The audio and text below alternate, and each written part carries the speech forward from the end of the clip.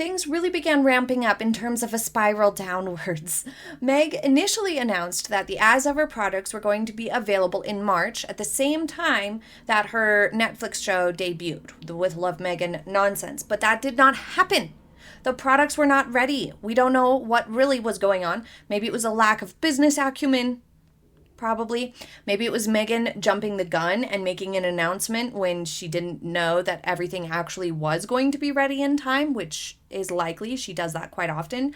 Or it could have been other chaos behind the scenes. Who knows? But the point is, the products were not available until April, a full month later, a full month after the show had been out, and a full month after she had been completely destroyed by critics in the press reviewing her show. Also, when her show came out in March, the With Love Meghan show, it was a dump, meaning all the episodes became available and were released at the exact same time.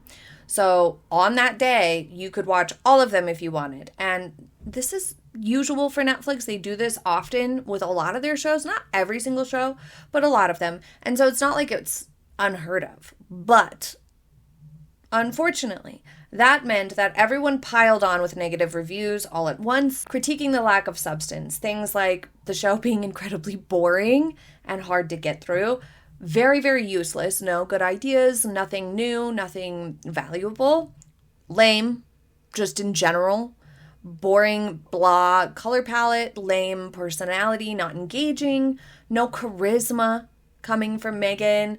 The dynamic between Meghan and her guests was super off. So viewership dropped off really, really quickly. And it gave the sense that Netflix didn't have much confidence in the show by dumping it all at once. Because if they had, and they thought that, you know, each episode would get better and better, or reviews would get better and better as it went on, or more and more people would like it, and it would kind of create momentum by the time it got to the finale, they would have released one per week.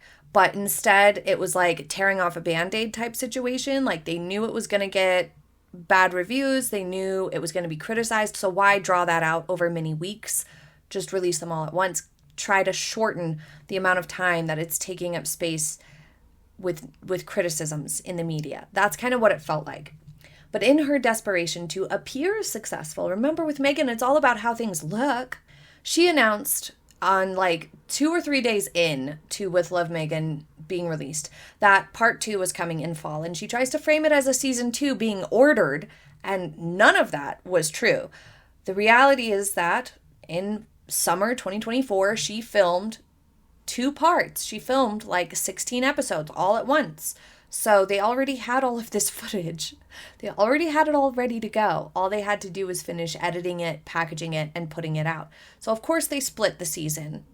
But really it's one season. If it's all filmed at once, it's one season. Don't try to play.